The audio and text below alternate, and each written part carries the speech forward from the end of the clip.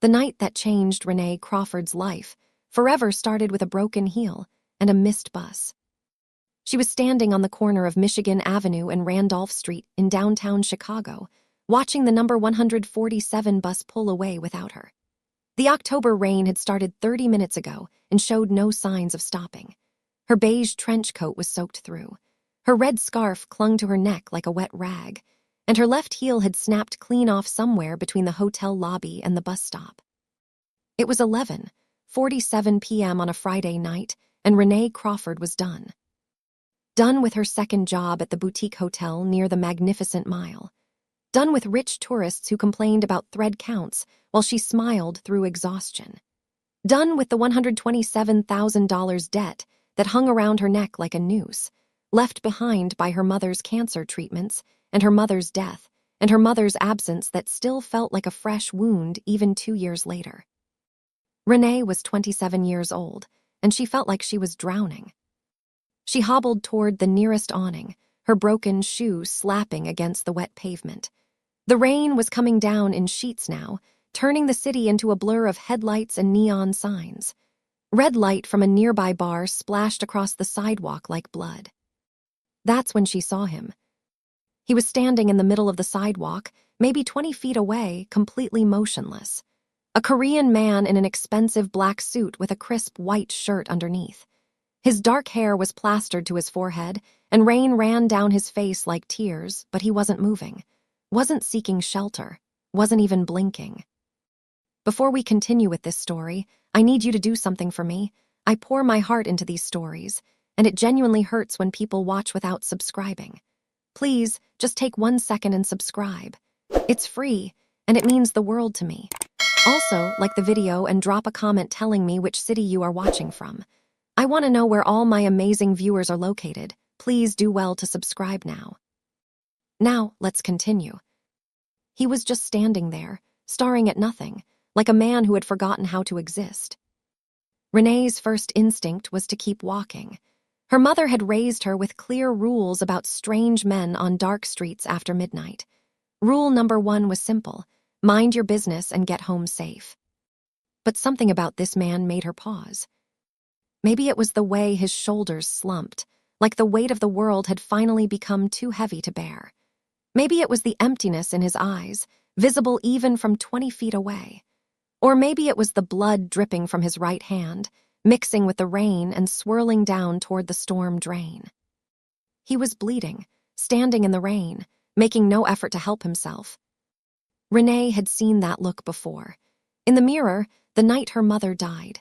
The look of someone who had stopped caring whether they lived or died. Before she could talk herself out of it, she was walking toward him. Her broken heel dragged against the concrete. Rain hammered against her clear umbrella. Every step felt like a mistake, but she kept going anyway. She stopped right beside him and raised her umbrella high enough to cover them both. For a long moment, nothing happened. He didn't acknowledge her presence, didn't turn his head, didn't speak. The rain drummed against the umbrella like impatient fingers, and Renee wondered if she had made a terrible mistake. Then he moved. His head turned slowly and his eyes found hers.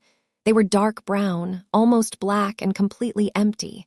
But as he looked at her, really looked at her, something flickered in their depths. Confusion, maybe, or wonder, like he was seeing something impossible. His hand reached toward the umbrella handle. Their fingers almost touched. Renee felt electricity run up her arm. "You're bleeding," she said. Her voice came out steadier than she expected. He looked down at his hand like he had forgotten it was attached to his body. Blood was oozing from a gash across his palm, deep enough that it probably needed stitches. "I know," he said. His voice was low and rough with the faintest trace of an accent. "There's a pharmacy 2 blocks down. They can bandage that for you." "I know that too." "Then why are you just standing here?" He didn't answer. He just kept staring at her with those empty eyes, like she was speaking a language he had forgotten how to understand. Like kindness was a foreign concept that no longer computed. Renee should have walked away. Every survival instinct she possessed was screaming at her to leave this strange, bleeding man alone and get herself home. But she couldn't move. Something was holding her there, some force she couldn't name or explain. "What's your name?" he asked finally. The question surprised her. "Why does it matter?" "Because I'm going to remember it for the rest of my life." Coming from anyone else, that line would have sounded ridiculous, like a bad pickup attempt from a drunk guy at a bar. But this man wasn't drunk. He wasn't trying to impress her. He said it like a statement of fact, like he was simply describing the weather or the time of day. "Renee," she said, against her better judgment. "My name is Renee." He repeated it softly, like he was testing how it felt in his mouth. "Renee!" Then he did something that made her heart skip a beat. He took her hand from the umbrella handle, gently, deliberately, like she was made of glass, and held it. His skin was cold from the rain, but his grip was warm. Strong, like he was holding onto a lifeline. "Thank you, Renee," he said, "for stopping. I just shared my umbrella. It's not a big deal." "It is to me." She wanted to ask what he meant. She wanted to ask why he was bleeding, why he was standing in the rain, why he looked like a man who had given up on everything. But before she could form the words, movement caught her eye. 3 black SUVs were parked across the street. She hadn't noticed them before, but now she saw men inside them, hard-faced men in dark suits who were watching this interaction with laser focus. One of them had stepped out of the lead vehicle and was walking toward them, his hand hovering near his waist in a way that suggested he was carrying a weapon. Renee's blood ran cold. The man beside her raised one hand without looking. A simple gesture, almost casual, but the effect was immediate. The approaching man stopped in his tracks, nodded once, and retreated to his vehicle. "Who are you?" Renee whispered. The stranger with the bleeding hand looked at her for a long moment. Rain continued to fall around them, but under the umbrella, they were in their own private world. "Someone who forgot what kindness feels like," he said. "Until tonight." Then he released her hand, stepped back into the rain, and walked toward the waiting SUVs. The men scrambled to open doors for him, to bow their heads as he passed, to treat him like royalty. He paused at the door of the lead vehicle and looked back at her one last time. "Good night, Renee Crawford," he said. She hadn't told him her last name. The SUVs pulled away into the night, and Renee stood frozen on the sidewalk, her umbrella dripping, her heart pounding, and a single question burning in her mind. What had she just gotten herself into? Please do well to subscribe if you haven't done so, like the video, comment where you're watching from as well. Thank you. 3 days passed, and Renee convinced herself the encounter had been a strange dream. She went back to her normal life, if you could call it that. Wake up at 6 a.m., take the bus from her small apartment in Pilsen to her day job at a struggling real estate office in the Loop. Smile at clients, answer phones, pretend she wasn't dying inside, then take another bus to the boutique hotel for her night shift, smile at tourists, carry bags, pretend she wasn't drowning in debt. Repeat until dead. That's what her life had become. An endless cycle of work and exhaustion and loneliness, punctuated only by occasional phone calls with her best friend Corrine and visits to her mother's grave in Oakwood Cemetery. She didn't tell Corrine about the man in the rain. She didn't tell anyone. What was there to tell? She had shared her umbrella with a stranger, he had acted weird, and then he had driven away in a convoy of SUVs like some kind of crime boss. Actually, when she put it that way, it sounded exactly like something she should tell someone. But she didn't, because part of her wanted to keep the memory private. Part of her kept replaying the way he had looked at her, the way he had said her name, the way his hand had felt in hers. Cold skin, warm grip, like a man who hadn't touched another person in years. On the 4th day, everything changed. Renee was grabbing coffee at a cafe near her office, standing in line with her earbuds in, trying to pretend she wasn't exhausted, when a man in a black suit appeared beside her. "Run a Crawford," he asked. She pulled out one earbud. "Who's asking?" He didn't answer. He just handed her a thick envelope and walked away before she could respond. Rana stood there, coffee forgotten, staring at the envelope in her hands. It was heavy, too heavy for paper alone. She found a quiet corner of the cafe and opened it. Her hands started shaking. Inside was money, stacks and stacks of $100 bills bound together with paper bands. She counted quickly, her heart hammering in her chest. 10,000, 20,000, 50,000. There was $50,000 in cash inside the envelope, and a handwritten note in elegant script. For your kindness, there's more if you let me see you again. S. Runa's first instinct was to run, to drop the envelope and flee the cafe and pretend this wasn't happening. This was drug money, blood money, the kind of money that got people killed. But she couldn't move. She kept staring at the note, at the elegant handwriting, at that simple letter S. The stranger in the rain, the man with the bleeding hand, he had found her. How? She had only given him her first name. How had he tracked her down? How did he know where she got her morning coffee? Her hands were still shaking when she found a second note at the bottom of the envelope. I know about your mother's debt. I can make it disappear, all of it. Meet me tomorrow, 7 p.m. at the address below.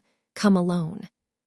The address was for a restaurant in Chinatown that Rana had passed 100 times but never entered. She had always assumed it was closed. The windows were dark. No one ever went in or out. But apparently it wasn't closed. It was private. And someone with very deep pockets wanted to meet her there. Rana spent the next 24 hours in a fog. She couldn't eat, couldn't sleep, couldn't focus on anything except the envelope hidden under her mattress and the impossible choice in front of her. She should go to the police. She knew that. Whatever this was, whatever the man with the bleeding hand was involved in, it was clearly illegal. Normal businessmen didn't hand out $50,000 in cash. Normal businessmen didn't have convoys of armed guards. But the police couldn't erase $127,000 in debt. And Rana was so tired of drowning. She called Karan that night, hopping for advice without having to explain the full situation. Hey girl, what's up? Karan answered. I need you to tell me something crazy is a bad idea. Depends on the crazy. Are we talking bad haircut crazy or federal prison crazy? Somewhere in between. Karan was quiet for a moment. Rana, what's going on? You sound weird. Nothing, I met someone. Like a guy. Yeah. About time. You've been living like a nun since your mom passed. What's he like? Rana thought about the man in the rain, his empty eyes, his cold hand, the way his men had bowed to him like servants. Complicated, she said finally. He's complicated. Complicated is fine. Complicated is interesting. Just don't let complicated turn into dangerous, okay? Too late, Rana thought. Way too late. The next evening, Rana stood outside the restaurant in Chinatown, her heart pounding so hard she could feel it in her throat. She was wearing her best dress, a simple black number she had bought for her mother's funeral, and she felt ridiculous, like she was playing dress-up for a meeting with the devil. She had left the $50,000 at home. She wasn't keeping it. That was the whole point of this meeting. She was going to return the money, tell this stranger to leave her alone, and go back to her normal, exhausting, drowning life. That was the plan. The door to the restaurant opened as she approached, held by a man in a black suit who nodded respectfully. Inside, the space had been transformed. What looked abandoned from outside was actually elegant within. Soft lighting, expensive furniture, fresh flowers on every surface. And at the center of it all, sitting at a table set for two, was the stranger from the rain. He rose when he saw her. He was wearing another perfectly tailored black suit, but this time his hair was styled, his hand was bandaged, and his eyes weren't empty anymore. They were focused, intense, fixed on her like she was the only thing in the room worth looking at. You came, he said. His voice was warm with something that sounded like relief. Rana stopped at the edge of the table and reached into her purse. She pulled out the envelope, minus the notes, which she had kept as evidence, just in case, and threw it on the white tablecloth. I'm not for sale, she said. He didn't flinch, didn't look offended. If anything, he looked impressed. I'm not trying to buy you. Then what is this? He gestured to the chair across from him. "Sit down, please, let me explain." Every instinct told her to run. But Rana was tired of running, tired of being afraid, tired of letting life happen to her instead of making choices of her own. She sat. The man sat across from her. Up close, he was even more striking than she remembered. High cheekbones, strong jaw, eyes that seemed to see right through her. "My name is Spudgen Park," he said, "and I owe you an explanation." "You owe me more than that. You had someone follow me. You tracked down my home address, my coffee shop, my mother's debt. That's not flattering. That's terrifying." "I know, and I'm sorry. It wasn't meant to frighten you. It was meant to show you that I'm serious." "Serious about what?" Spudgen was quiet for a moment. When he spoke again, his voice was lower, more intimate. "I've been surrounded by people my entire life. Employees, associates, people who want things from me: money, power, protection. Every interaction is a transaction. Every kindness has a price." He looked at her with those intense eyes. "But you didn't want anything. You saw a stranger bleeding in the rain and you stopped. You shared your umbrella. You asked if I was okay. And you expected nothing in return. That's just being a decent person." "Not in my world." Rana felt a chill run down her spine. "What exactly is your world?" Spudgen hesitated. She could see him calculating, deciding how much to reveal. "I run a business," he said finally. "A large one, with complicated operations and difficult partners. There are people who would do anything to hurt me, and they would use anyone close to me to do it." "That sounds like more than just a business." "It is." "Are you going to tell me what it really is?" Another pause. "Not yet. I don't want to scare you away." "Too late." Spudgen smiled slightly. It was the first time she had seen him smile, and it transformed his face, made him look younger, almost human. "Fair enough," he said. "Then let me make you a different offer, one with no strings attached." "I'm listening." "Your mother's dulk, 127 zara, accumulated over 3 years of cancer treatment at Northwestern Memorial Hospital. The collectors call you twice a week. You've been paying the minimum for 2 years and barely made a dent." Runa's stomach clenched. "How do you know all that?" "I told you. I'm serious. I had my people research everything about you." "That's not comforting."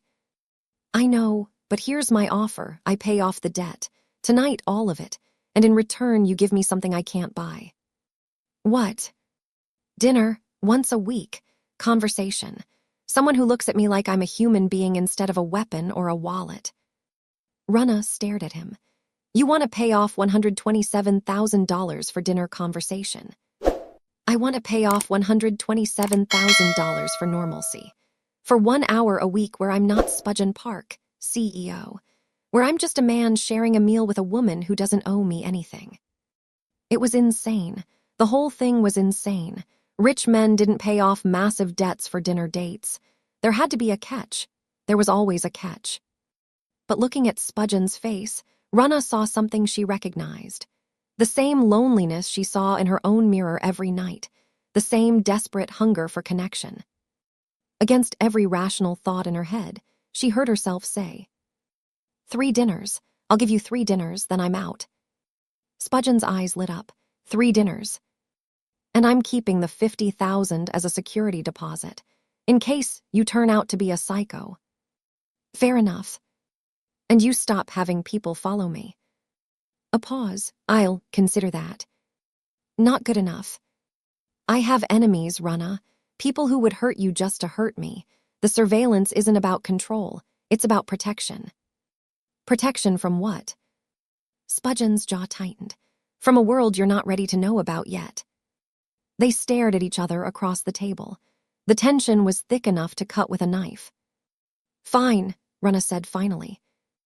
"But if I see one of your guys lurking outside my apartment, the deal is off." "Understood." She stood up and grabbed her purse. "I'll see you next week, Siajan Park, and I'm choosing the restaurant." She walked out without looking back, her heart hammering in her chest. What had she just agreed to? Please do well to subscribe if you haven't done so, like the video, comment where you're watching from as well. Thank you. 3 dinners turned into 5. 5 turned into 10. 10 turned into Renee losing count. Every week, she found herself sitting across from Siajin in a different restaurant, learning the strange geography of a man who seemed to have everything except peace. He took her to places she had never imagined. Private rooms in steakhouses where the waiters knew his name, rooftop gardens with views of the Chicago skyline, a yacht docked at Navy Pier that apparently belonged to him. But it wasn't the money that kept her coming back. It was him. Siajin was nothing like she expected. He was quiet but not cold. Intense but not cruel. He asked questions about her life, real questions, not small talk, and he listened to her answers like they mattered.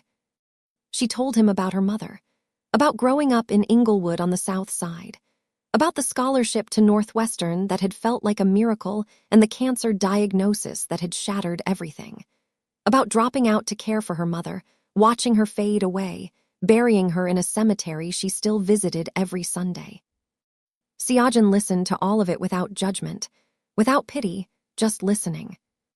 And slowly, he started sharing pieces of himself too.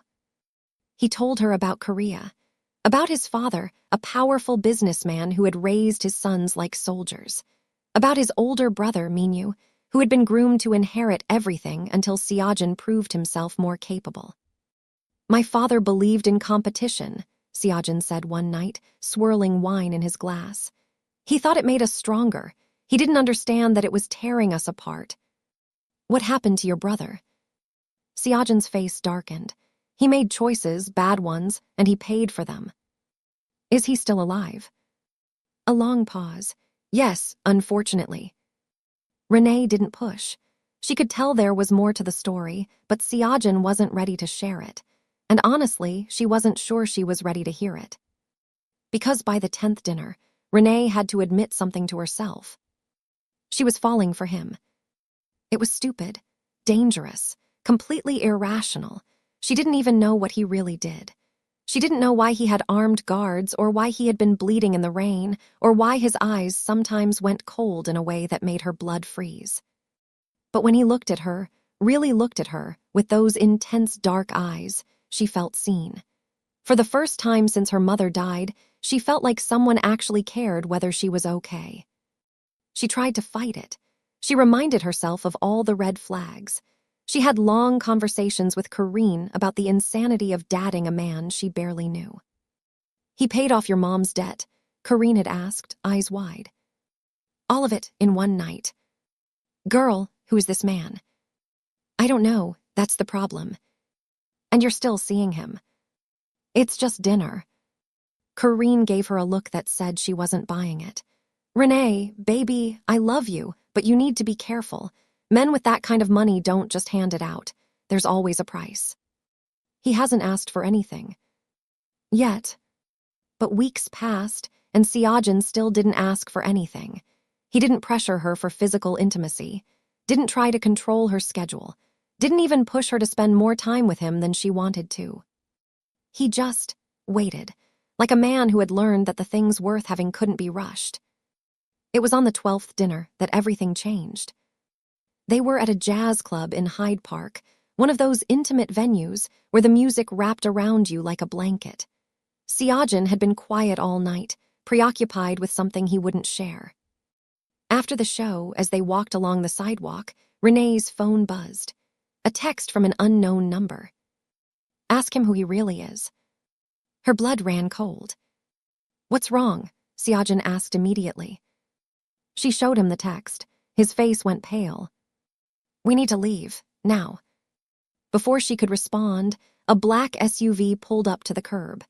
Juno, Siajin's second-in-command, was driving. Siajin practically pushed Renee into the back seat before climbing in after her. What's happening? She demanded. Siajin didn't answer. He was on his phone, barking orders in Korean. Siajin, talk to me. He hung up and looked at her. In the dim light of the SUV, his face looked haunted.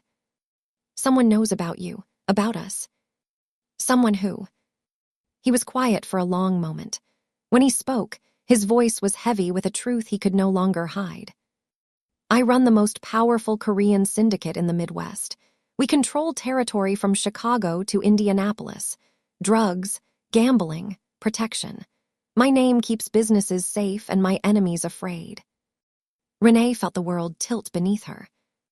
I'm not just a businessman, Renee. I'm a crime boss. And the man who sent you that text, my brother Minyu, just got released from prison. He's coming for everything I have. She stared at him. Her mind was racing, trying to process what she was hearing. And now, Seojin continued, his voice cracking slightly, he knows I have something I care about, something he can use against me. Me, Renee whispered. Seojin nodded. You. The SUV raced through the Chicago streets, and Renee felt her entire world collapse around her. Seojin took Renee to a hotel, not just any hotel, but the Peninsula Chicago, one of the most expensive in the city. He got her a suite on the top floor, installed 4 armed guards in the hallway, and then sat across from her in the living room while she processed everything he had told her. You lied to me, she said. Her voice was flat, empty. I protected you. From what? The truth. That's not protection, that's control. Seojin flinched like she had slapped him. I know, and I'm sorry. But if I had told you the truth from the beginning, you would have run, and I couldn't. He trailed off. Couldn't what? I couldn't lose you. His voice was barely a whisper. Not before I even had you. Renee stood up and walked to the window. The Chicago skyline stretched out before her, glittering with 1,000 lights. Somewhere out there, a man she had never met was plotting to use her as a weapon against the man she was falling in love with. Tell me about your brother, she said. Seojin was quiet for a long moment. When he finally spoke, his voice was heavy with old pain. Minyu is 2 years older than me. When we were children, we were close. Best friends, even, but my father. He believed in pitting us against each other. He thought competition made us stronger. What happened? I won, not because I wanted to, because I had to survive. By the time I was 25, I was running most of the organization.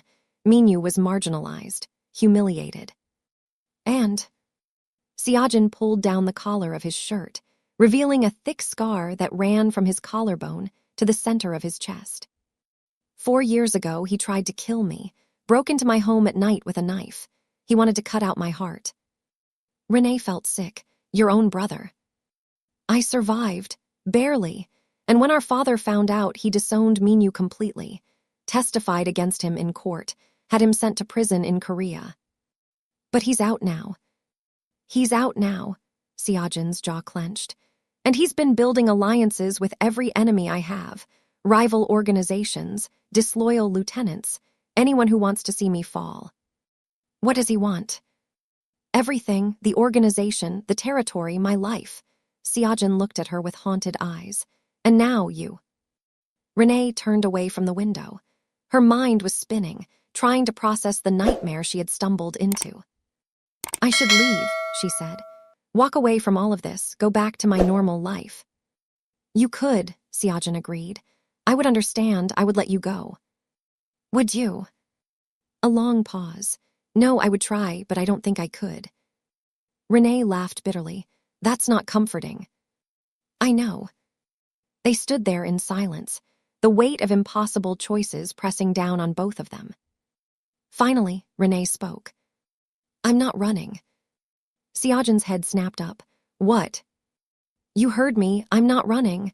I'm not going to let some psychopath I've never met dictate my life. She walked toward him, stopping just inches away.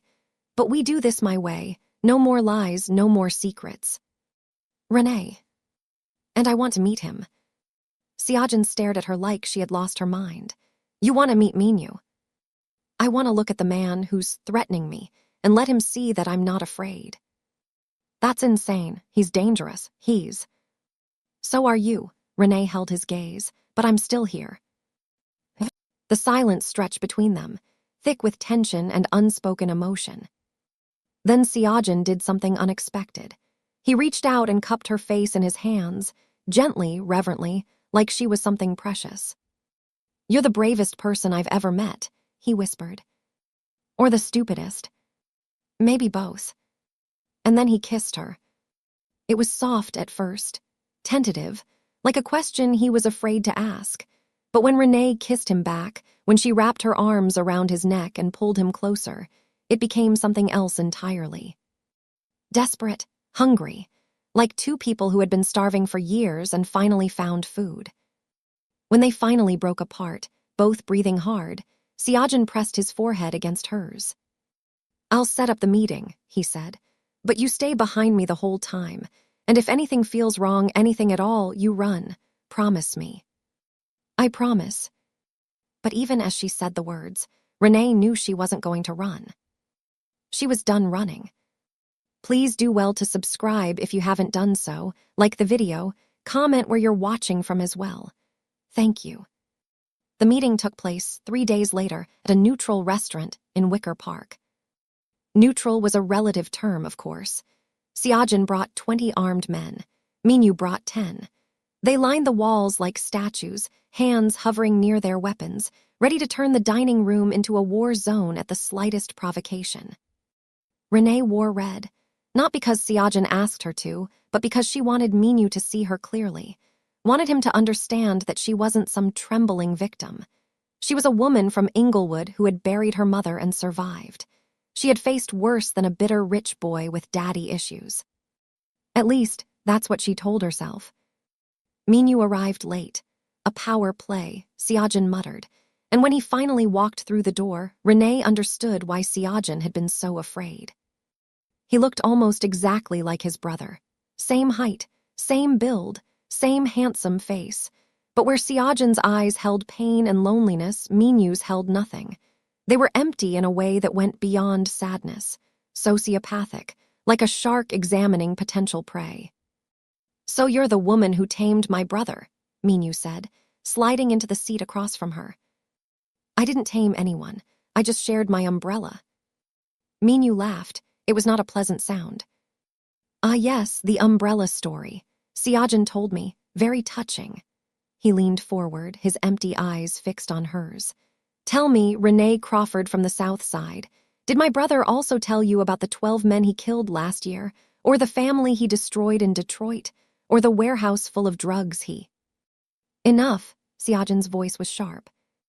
Minyu held up his hands in mock surrender. "Just making sure your girlfriend knows who she's sleeping with." Renee felt Siajan tense beside her, but she laid a hand on his arm. "I know exactly who he is," she said, meeting Minyu's gaze. "The question is, do you?" Minyu's eyebrows rose. "Excuse me." "You're the one who tried to cut out your own brother's heart while he slept. You're the one who embezzled from your father's organization and got caught. You're the one who spent 4 years in prison planning revenge instead of taking responsibility for your own failures." The temperature in the room dropped 10 degrees. "You don't get to sit there and judge Siajan," Renee continued, "when you're the reason he had to become what he is. He didn't want this life.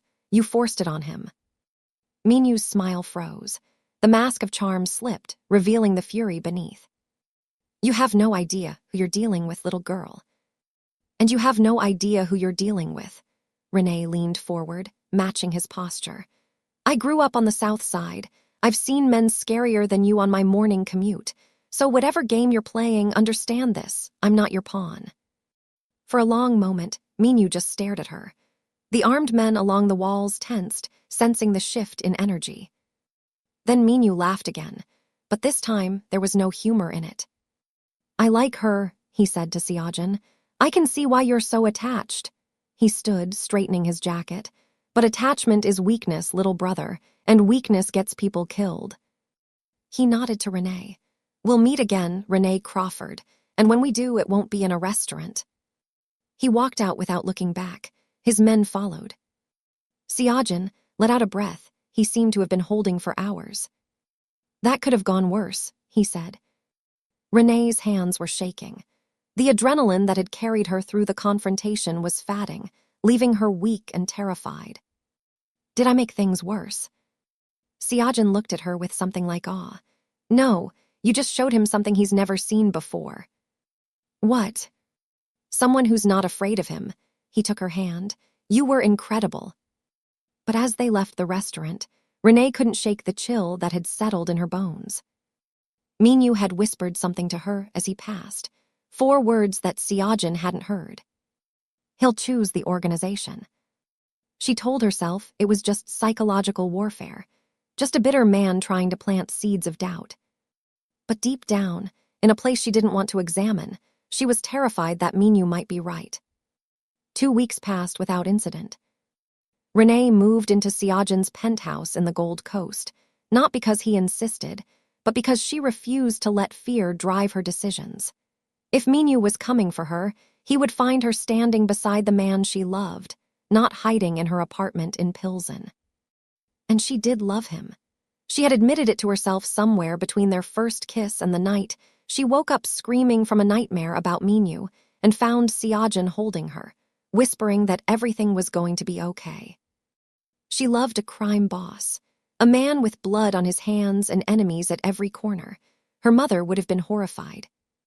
But her mother was gone, and Renee was tired of living her life according to other people's expectations. The 2 weeks felt almost normal, almost peaceful. Siajin went to work during the day, meetings, phone calls, the mundane operations of running an empire, and came home to her at night. They cooked together, watched movies, argued about whether Chicago deep dish was real pizza, did all the ordinary things that ordinary couples did.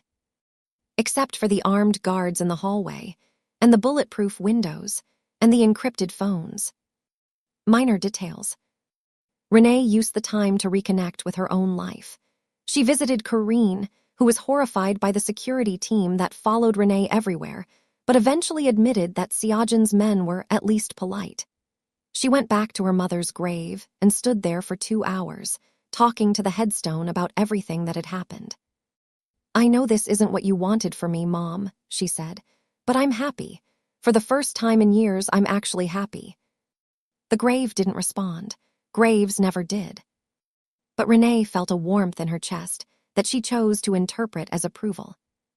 On the 14th day, the calm shattered. Siajin burst into the penthouse at 3 a.m., his face white, his phone in his hand. "We have a problem." Renee was already awake. She had been reading, unable to sleep, and she could see immediately that something was very wrong. "What happened?" "One of my top lieutenants flipped. Minyu got to him. He's been feeding information to my enemies for months." "How bad is it?" Siajin's jaw clenched. "Half the organization is compromised. Minyu has turned at least 30% of my men against me, and they're making their move tonight." Renee's blood ran cold. "Tonight." "Multiple locations across the city. They're hitting our businesses, our safe houses, His phone buzzed. He looked at it and went even paler. "What?" Renee demanded. "One of my warehouses just exploded. 3 of my men are dead." The next hour was chaos. Siajin was on the phone constantly, barking orders in Korean and English, coordinating his forces against an assault happening on multiple fronts. Renee felt useless, watching him work, knowing there was nothing she could do to help. "You should leave the city," Siajin said between calls. "I can get you on a plane to Los Angeles. You'd be safe there while." "No." "Renee, this isn't a game. People are dying. If Minyu gets his hands on you, then he'll have to go through you first." She walked toward him and took his face in her hands. "I'm not running. We face this together or not at all. You could die. So could you, and I refuse to spend whatever time we have left apart." They stared at each other for a long moment. Then Siajin pulled her close and held her like she was the only solid thing in a world falling apart. "I love you," he said. It was the first time he had said the words. "I love you too." And then his phone rang again, and the moment shattered. The battle for Chicago was just beginning. The attack came at 2 a.m. on the 3rd day of the war. Siajin was at the penthouse, strategizing with Juno and a handful of loyal lieutenants. Renee was in the bedroom, trying to sleep despite the sound of hushed, urgent voices from the living room. She never heard the men come in. One moment she was drifting off, and the next a hand was clamped over her mouth and someone was dragging her out of bed. She tried to scream, tried to fight, but there were too many of them, 3 men in black masks who moved with military precision. They injected her with something that made her limbs go heavy and her vision blur. The last thing she saw before losing consciousness was Siajin bursting through the bedroom door, a gun in his hand, screaming her name. Then everything went black. Renee woke up in a warehouse. She could tell it was near water. She could hear waves, smell the brackish rot of the Chicago River. Her hands were bound to a chair, and her head was pounding from whatever they had drugged her with. And standing in front of her, smiling that empty smile, was Minu. "Good morning, Renee Crawford," he said. "Welcome to the end of the game." Renee tried to speak, but her throat was too dry. She settled for glaring at him with all the hatred she could muster. "Don't look at me like that," Minu chided. "I'm not going to hurt you, not yet anyway. You're bait, not a target." "Siajin will come for me," she rasped. "Oh, I'm counting on it." Minu's smile widened. "That's the whole point.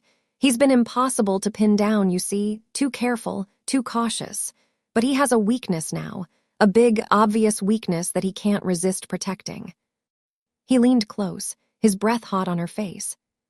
"You." Renee spat at him.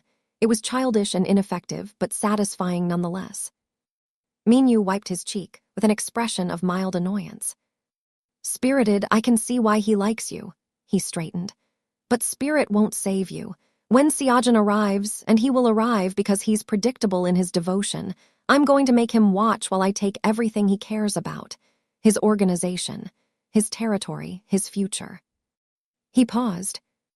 "And then I'm going to make him watch while I take you." Renee felt cold terror grip her heart, but she refused to let it show. "He'll kill you," she said. "He'll tear you apart." "Maybe, but I doubt it, because Siajin has always been soft. He feels things, cares about things, and that's why he'll always lose to me." Minu walked toward the door. "Get some rest, Renee. The show starts soon." He left, and Renee was alone with her fear. But she wasn't helpless. Her mother hadn't raised a victim. Her mother had raised a fighter. As soon as the door closed, Renee started working at the ropes, binding her wrists. Siajin brought 30 men to the warehouse. It wasn't enough. Minu had 50, maybe more, but Siajin didn't care about the numbers. He didn't care about strategy or tactics or the smart play. All he cared about was Renee. The assault began at midnight. Gunfire erupted across the industrial district near the Chicago River, the sound of battle echoing off concrete walls and metal shipping containers. Siajin fought at the front of his forces, moving with a ferocity that terrified even his own men. This was not the quiet businessman who sat in boardrooms and negotiated deals. This was the weapon his father had forged, the killer that lived beneath the civilized surface. And he was carving a path through Minu's men like death itself. Juno stayed close, covering his flank, shouting warnings about incoming threats. Siajin barely heard him. All he could think about was Renee, alone, afraid in the hands of his psychopath brother. If Minu hurt her, if he touched her, Siajin would tear him apart with his bare hands. Inside the warehouse, Renee heard the battle approaching. The ropes around her wrists were loosening, but slowly, too slowly. Blood was running down her fingers from where the rough fibers had torn her skin. Minu burst in, his calm demeanor shattered. "He's here, earlier than expected." He grabbed Renee's chair and dragged her toward the center of the warehouse, positioning her as bait. "No matter, this works too." The door exploded inward. Siajin stood in the doorway, backlit by flames from somewhere outside. He was covered in blood. Renee couldn't tell if it was his or someone, and the gun in his hand was steady as a rock. "Let her go, Minu." Minu pulled a knife, long, curved, familiar. The same knife that had left the scar on Siajin's chest. "Welcome, little brother. I've been waiting for this for 4 years." He pressed the blade against Renee's throat. She felt the cold steel bite into her skin. "Drop the weapon, or I end her right now." Siajin's gun wavered. His eyes met Renee's, desperate, terrified, full of love. Then he dropped the weapon. Minyu laughed. I told you, Renee, he'd choose. They always choose the organization. But you made him choose love. That makes you his greatest weakness. No, Renee said, her voice steady despite the blade at her throat. That makes me his greatest strength. And then she moved. The ropes had loosened just enough. She threw her elbow back into Minyu's face with every ounce of strength she possessed. He stumbled, the knife slipping from her throat, and she twisted away. Siajin was moving before Minyu could recover. The brothers crashed together, years of hatred exploding in fists and blood. They fought like animals, like men who had been waiting their whole lives for this moment. Siajin won. He always won, because he had something Minyu never understood, something worth fighting for. He had Minyu on the ground, hands around his brother's throat, ready to squeeze the life out of him. Do it, Minyu gasped. Finish what you started. Siajin's hands tightened. His eyes were wild, lost in fury and pain and 4 years of nightmares about this moment. Siajin. Renee's voice cut through the red haze. Siajin, look at me. He looked. If you kill him, you become what he says you are, a monster, a murderer. Her eyes were filled with tears, but her voice was steady. And I can't love a monster.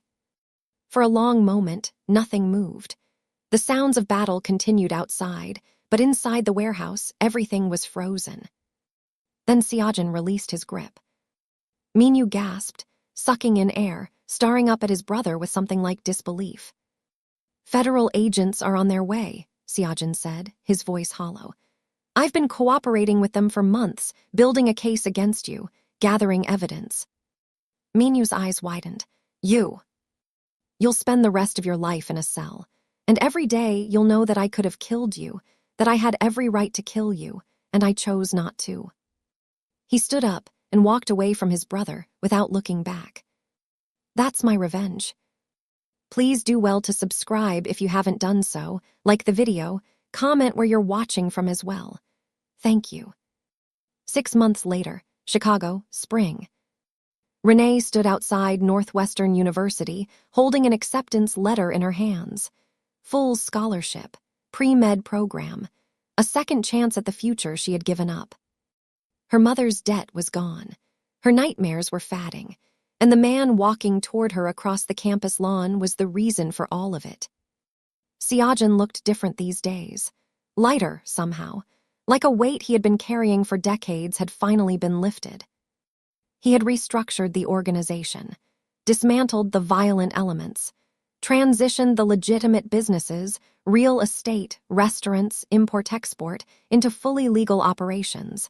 It wasn't complete yet, but he was working on it every day. Not for himself, for her.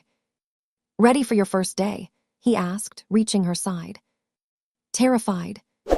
You're going to be amazing. Or I'm going to fail spectacularly and embarrass myself in front of a bunch of 20-year-olds. Siajin laughed. It still amazed her how often he laughed now, how freely. You faced down my psychopath brother with a knife at your throat. I think you can handle organic chemistry. Renee smiled, but her expression turned serious. Are you sure about this? All of it, leaving the organization behind, starting over. Siajin took her hands in his. I spent my whole life becoming someone my father wanted me to be, a weapon, a ruler, a cold, empty shell of a man. He met her eyes. You showed me I could be something else, someone worth loving. Siajin.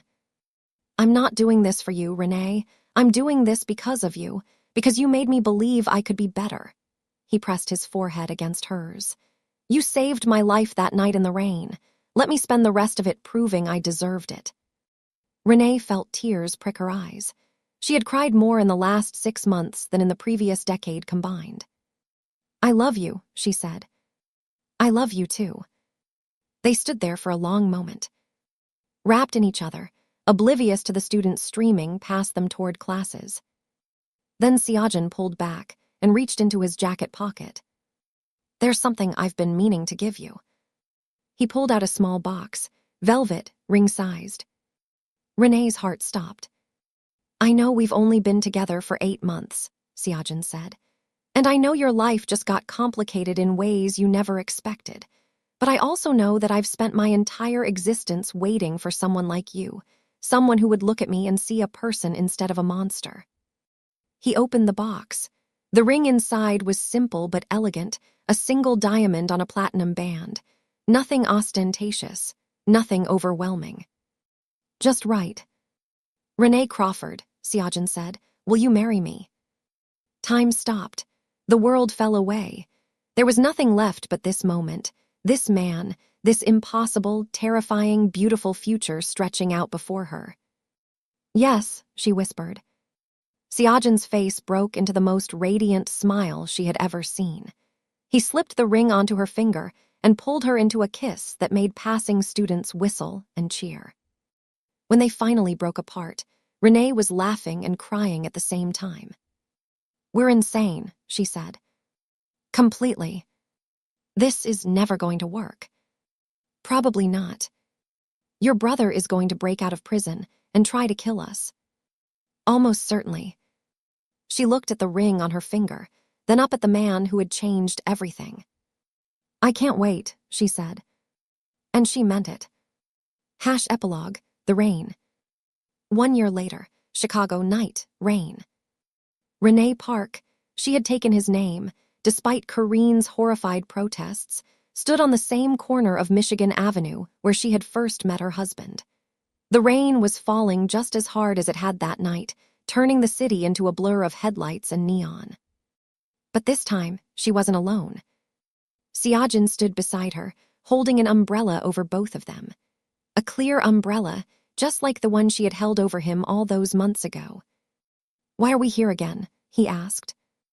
"Because I'm sentimental, and because I wanted to remember." "Remember what?" Renee turned to look at him. Her husband, her partner, her unlikely miracle. "The moment my life changed. The moment I decided to be kind to a stranger in the rain." She smiled. "The moment I fell in love with you, even though I didn't know it yet." Siajan's eyes softened. "You saved me that night." "You saved me too. You just took longer to figure out how." He laughed and pulled her close, and they stood there together in the rain, two people who had found each other against impossible odds. Behind them, the city hummed with life. Somewhere, Kareen was planning their 1-year anniversary party. Somewhere, Renee's medical school applications were being processed. Somewhere, the future was waiting with all its uncertainty and possibility.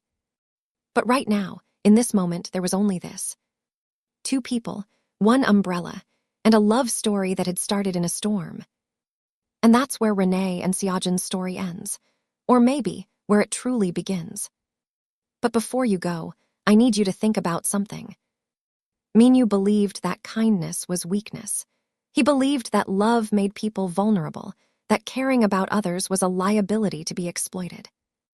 And for 4 years, rotting in that cell, he convinced himself that the world agreed with him. Maybe some of you watching right now agree with him too. Maybe some of you scrolled through this story waiting for Siajan to fail, waiting for love to crumble, for trust to be betrayed, for the cynics to be proven right. But here's what Minyu never understood, and what I need you to carry with you after this video ends. Kindness isn't weakness, loyalty isn't a trap, and choosing love over cruelty isn't soft. It's the hardest thing any of us can do. Renee chose to stop for a stranger bleeding in the rain. She didn't know who he was, didn't know what helping him would cost her. She just saw someone who needed kindness, and she gave it freely. That choice, that small, selfless choice, changed everything. It saved Siajan. It saved their future. It proved that even in a world full of violence and betrayal, one act of compassion can rewrite destiny. Now I'm going to ask you to make a choice too. If this story meant something to you, if you believe that love can overcome darkness, that kindness can change lives, that choosing mercy over hatred makes you stronger, not weaker, then hit that subscribe button. Right now. Not because I'm asking you to. Because refusing to subscribe means you're walking away from everything this story stood for. It means you're choosing Minyu's side, the side that says love is weakness, the side that says betrayal wins. Don't give him that victory. Subscribe, like this video, and in the comments, tell me where you're watching from and drop 3 words. Love wins always. That's all, just those 3 words. Let them see. Let everyone who scrolls through these comments see proof, undeniable proof, that Minu was wrong. Because this channel isn't just about stories, it's about standing for something. And I want to know, do you stand with Renee? Do you stand with Siajan? Or are you going to scroll away and let the villain have the last word? Subscribe and comment now. Love wins always, and your city. I'll be reading every single one. Thank you.